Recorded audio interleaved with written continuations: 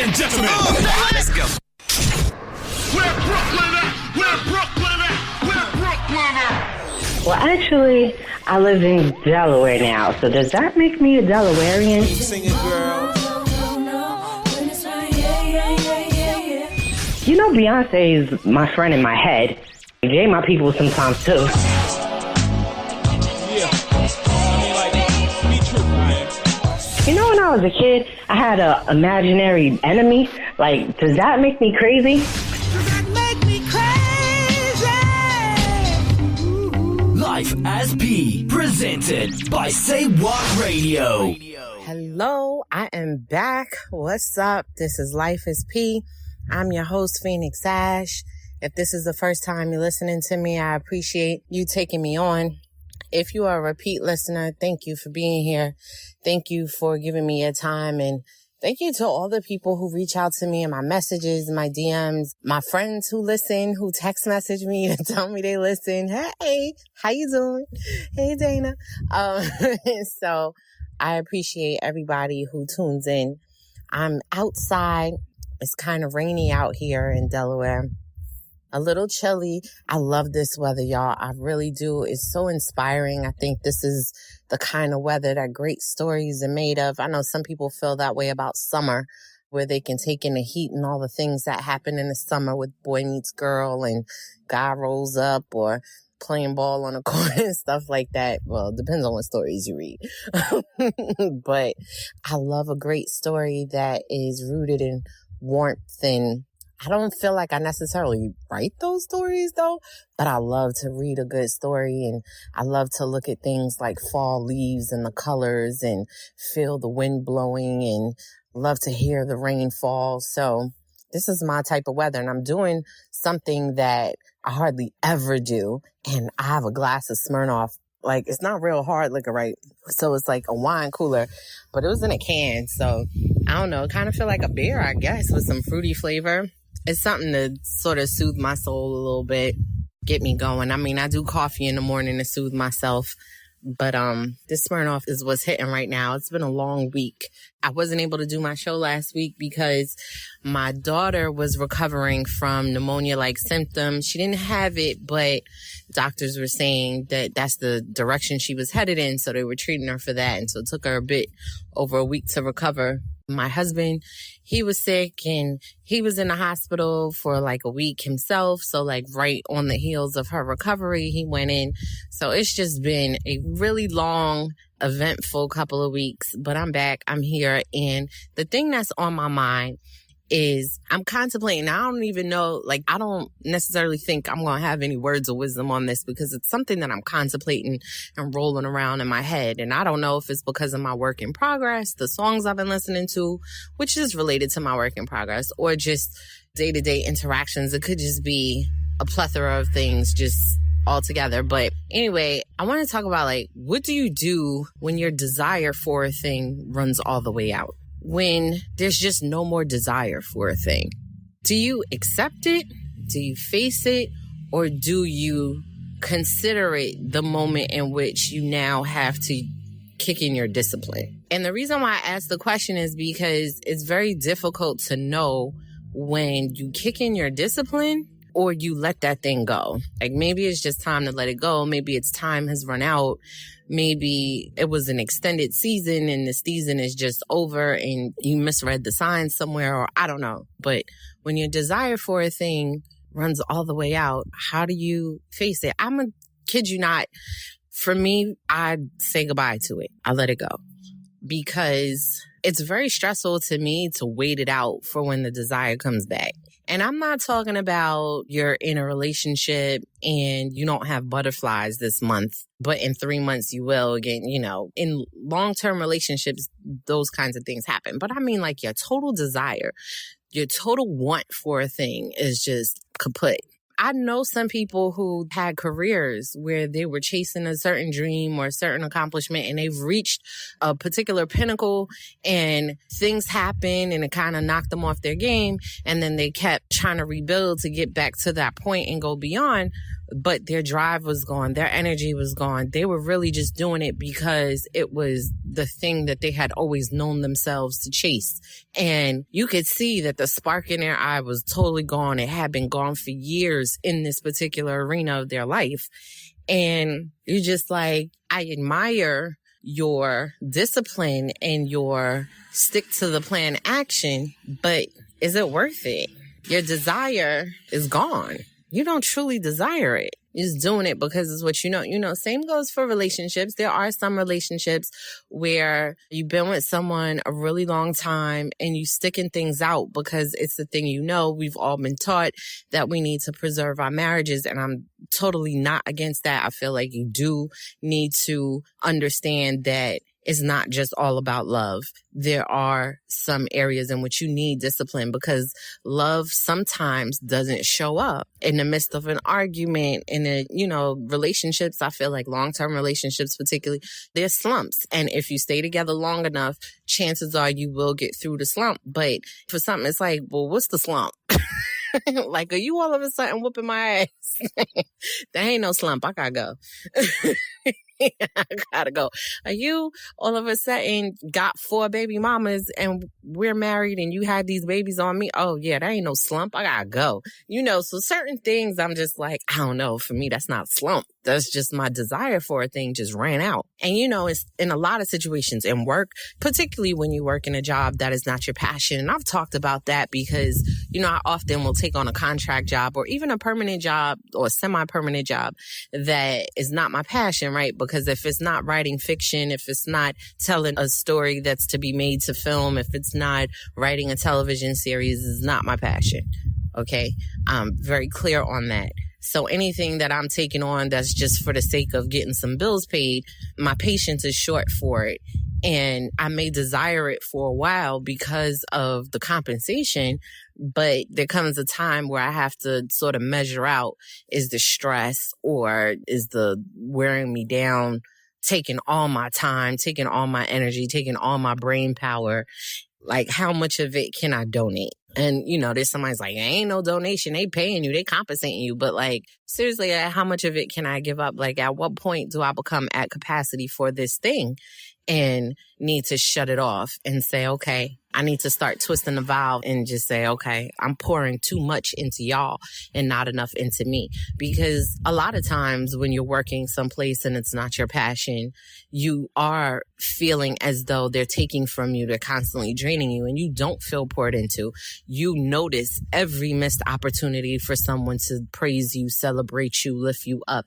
The same thing with a marriage. If you are at the point where you are, or even a friendship, for real, if you are at the point where you're contemplating if your desire for this thing has run out, you notice every turn in which you're not celebrated, you're not lifted, you're not encouraged, you're not pushed, you're not recognized, you're not acknowledged. Like, you notice all of those things. I would also say that you notice those things when you become more of those things for yourself. And there's a lot of people in my space who, and I'm very thankful for, are coming into their own, or recognizing their worth and who they are and what they are called to be, and pursuing that calling, pursuing that passion, pursuing that love and that strength within them. And it's very easy to have your eyes open now. It's sort of like taking a pill in the Matrix. You pay attention now to those moments and those arenas where you're not celebrated, you're not encouraged, you're not lifted, and you're just like, okay, I want less of that thing.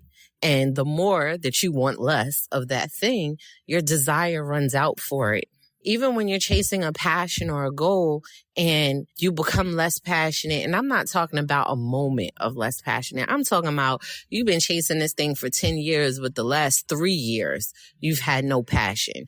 You've just been chasing it for the sake of, you've been questioning, do I really want this? And so when you're in that moment of questioning, do I really want this? And this thing that you're chasing is wearing you down, is rejecting you, is speaking negatively of you, is, telling you where you fail, where you lack, where you don't meet the standard, where you're not up to par. The increase for your lack of desire, so to speak, it just grows. It just continues to increase. It continues to grow. And the time you spend questioning, do you want it, just lengthens. And so I'm just like, well, at what point do you stop questioning? Do you recognize your desire for a thing has run out? And do you let it be where it is and walk away from it? And then if you don't walk away from it, why don't you? Do you believe that your desire, your passion will rekindle? Do you think that you've put so much investment in it, it has no choice but to give you a return? Or are you afraid that there is no new passion? Are you afraid that there is no new baton for you to pick up and you're not sure if you don't chase this thing, you don't know what else is there? I think the question is worth asking. I know I ask it of myself for various reasons and various situations, because I'm like, no matter what I'm chasing in terms of my career as an author, my career as a screenwriter, my passion, my position as a wife or as a mother or whatever it is that I'm running after, ultimately, I'm chasing my joy. I take control of that in my life. I want to possess my joy. I want to be the person who is in control of my joy. I don't want it to depend on so many different variables. So if you're tearing me down, rather than me expose myself, and sometimes people are like, well, you saying that is relating to these different things by shutting these things off just because you're having a moment. And I'm like, I'm not talking about a moment. I'm talking about years of lack of desire. That's what I'm talking about. And I'm like, in order for me to possess my joy, I have to also possess my power. And my power, it's within my power to end dead situations. It's within my power to recognize that I have the ability to do just as much for myself as I expect someone else to do for me. And although it's great to have people in your life lift you up, I understand that there are moments where those people in your life need to be lifted up so they can't be the person that needs to carry you on their shoulders, or they can't be the cheerleader in the stands in a particular instance. But what about those situations that have been tearing you down for a long period of time? What about those situations that have been slowly chipping away at your corners, slowly breaking off the pieces of you that you thought were your strengths or that you thought were helping you stand, or the newfound loves in your life that you found, and all these old things can't get with the new program, and so they're just afraid to let you fly. Like, what do you do when you've spent years weighted down by dead situations? What do you do? Some people are just like, well, I go to my preacher and I seek counseling, but particularly with the exposure of so many personal issues of some of these pastors, don't get me to talking. I've seen posts and stuff, but it's hard to trust your stuff to someone else. Even a therapist, it's very difficult. I'm an advocate of therapy. I feel like one should go to therapy. And I was in therapy for years. If it wasn't for my therapist divorcing me, I'd probably still be in there, but that's another story. But seriously, like, I'm talking about years of a situation that no matter what you pour into it, can't spring to life. How long do you hold on hope that it will one day rise again? How long do you do that? Is there ever a point that you admit to yourself that this is a dead situation? There's people who have been like in jobs for like years upon years upon years. And every day they go to work and they're like, I hate it. I hate my boss. Nobody ever recognizes the work I do. I've been in the same position. I've not gotten a raise. I have not gotten a title change. They rely on me as the subject matter expert, but, they don't acknowledge me in my paycheck, in my title. There's no room for promotion. They're hiring people, paying them more than me, who know less than me, and I just can't get forward. So how many years do you do that before you say this thing is dead and I need to actively seek something else? There are people who are in school who were just going to get their education in a thing because when they started It was what they wanted. They've taken some classes, realized, this ain't what I thought it was going to be, but I started, so I'm going to finish.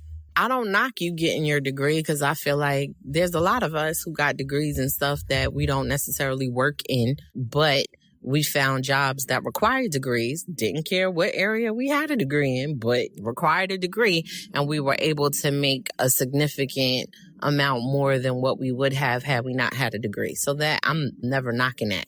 However, I would say while you're in there, like pick something, see what else is out there. Use your electives to find something else that you might connect to. And in the process, you're going to progress through, right? You're taking these electives, you're building your credits, you take the stuff that is required at the bare, by the time you go through a couple of years, you might find something you connect to. You don't, fine, get the general degree and just have a degree and leave. And, that way you increase your earning potential. But what if that thing that you truly connect to isn't found in school? Why are we taught not to take the leap of faith? I feel like with the new generations, I feel like they're more open to taking the risk to say, you know what, the thing that I connect to is not found in school. So I'm going to go. And here's the thing. I applaud people who live their life and try that thing that's their dream and then turn around and either go back to school to get educated in that thing or say, you know what, I'm struggling here, so let me go do something that will teach me, like, let me go to a trade school, let me do something, let me learn something so that while I'm still pursuing this thing, I'll be able to increase my earning potential in a different area. I applaud those people because those people, I feel like, are being honest with themselves. They're being honest with where they are in their process, what's happening in their process. They're acknowledging it. They're not beating themselves up for a decision they didn't make 2, 3, 4, 5, 6, 10 years ago. I applaud you because I struggle with beating myself up for decisions that I feel like I should have made this decision 5 years ago. I should have made this decision 10 years ago. There was a time 15 years ago where I had the opportunity to make this decision. I struggle with that. When I was going back to school to get my master's in creative writing, it was a good, 5 to 7 years after I felt like I could have gotten it the first time. When I was in school for my bachelor's, I was almost finished, and the school that I was attending sent out a notice that they were starting a new program, and they were starting a master's program. And the master's program was in creative writing. I was so hell-bent on, I'm not going back to school. No. This school has given me so much headache. This is my second school. And I just was ready to be finished. I felt like I had so much of the runaround, so much of people just basically trying to get more money out of me. And I just was like, I need to go. I cannot do this anymore. I just need to graduate. And for a long time, that was a decision I regretted. When I was going back to school and I was trying to find my way, I was like, why didn't I get this degree back then? And most of the reason why I was beating myself up was because I felt if I had made the decision the first time, then maybe I wouldn't have taken on all these jobs that were in a different direction, growing me in some other way. And I would never have to make the choice of, do I stay with quote unquote what I have to do and where my earning is, or do I follow my passion? And I felt like if I made the choice earlier, I would always be following my passion. That may be a true aspect of it all. However, I think that when I went to school with my master's, I graduated with a 4.0. I wouldn't have been able to do that back then. My head wasn't right. No, it wasn't right. I had too much going on. Not that I didn't have much going on at this point, but I was mature. I had lived life. I had worked at a couple of places. I had a different perspective. I had some experience about life. I had some experience paying grown people bills. I was married. I had a family. I just had a different perspective, a different kind of maturity that forced me to take those classes more seriously than I might have at that time.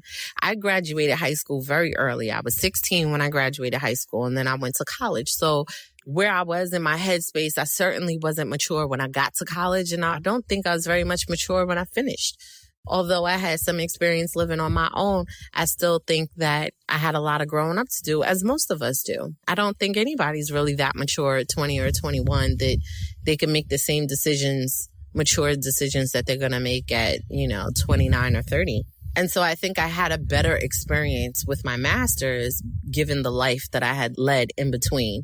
But it took me several years after my master's to be able to look back on it and say, no, I did that at the right time. That was fine. It was the right time for me. There were things that needed to happen for me. Same thing with my writing journey. You know, I beat myself up. But why did I take so long to leave corporate to try to pursue a career in writing? And then why after, you know, I got to go back and take contract jobs? Why is that when I get finally a publication deal and blah, blah, blah. And it's just why. And it's just like, I'm whying all the past. And it's like, I'm whying all the wrong things because although I don't have the opportunity to go back and redo those things, I do have now. I do have the moment of now, and I can change my trajectory based upon the decisions I make now. Granted, there may be a point in 5 years that I'm questioning these decisions, but I have now.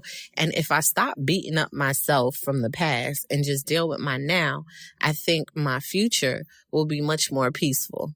I'll be able to, when I recognize that this is the mindset that I have now, that look, I'm just dealing with the now. Back then, I was trying to make decisions that would impact my future. I was going so wrong, but I had wild pictures of what my future was going to be. And, you know, my future is not what I pictured it to be. I'm having a wonderful time right now, though. A wonderful time. And so I don't know if my time would be as wonderful if I were following these steps back then. I don't know. I have a different kind of life perspective that allows me to enjoy the details of what is going on around me slightly differently. And there are some aspects of my past that I feel like I'd like to bring back. And that is when I no longer have desire for a thing, be brave enough to figure out if this is something that can be rekindled or if this is something I need to walk away from. Is it done serving me or am I done serving it? Either way, be brave enough to face that question, to ask myself and be truthful with that. If I can't be truthful with myself, who else can I truly tell the truth to? I need to be able to tell myself. And so ask the question, and I've been asking myself the question lately in a lot of different areas of my life. And I just wonder if anybody else is facing that or dealing with that or has dealt with that. And then what's your take on it? What's your take? You wait it out? How long do you wait it out? What's your indicator that it's worth waiting out? Is there an indicator? Is there an indicator to walk away? Like, what is it? Other than prayer. I know prayer works and I know you'll hear the voice, but I also believe in free will and I believe that we are empowered to do things that will lead us to the mark. So sometimes it's hard figuring out what to do with your own power. So I want to know what you're doing with yours. Anyway, that's my deal. I'm going to go ahead and sip my little Smirnoff. If you want to pick up any of my work, please do so on Amazon. I have my first fiction novel is In Her Makeup. It's available on Amazon Books. It's available on Kindle. It's also available on Audible. So if you're someone who likes to listen to books, yeah, definitely pick that up. I think it's on Apple Books too. So yeah, you got that? I got that. As my little sister used to say, I got that. So yeah, pick that up. My book, Soil Sheets, is also available on Amazon and Kindle. I just got a really good review. I just listened to another podcast, this podcast called Two Black Critics. And I was listening to them and one of the people on there gave me a really cool review of Soil Sheets. It's really good to hear a man's take on it. Awesome. Cookies and Crumbles is my most recent release. That came out in August. You want to pick that up. It's spicy. Pick that up on Amazon Books as well as Kindle. I'm working on a new standalone novel. Hopefully it'll drop sometime in December, but I'm trying not to rush the process and enjoy it as it goes along, despite how tough it can be to make time to write. But I'm doing it, y'all. I'm doing it. I set out to do it. I'm doing it. I'm sticking to it. I'm proud of me. I hope y'all proud of me. And if you're following your dreams and following your passions, I'm proud of you too.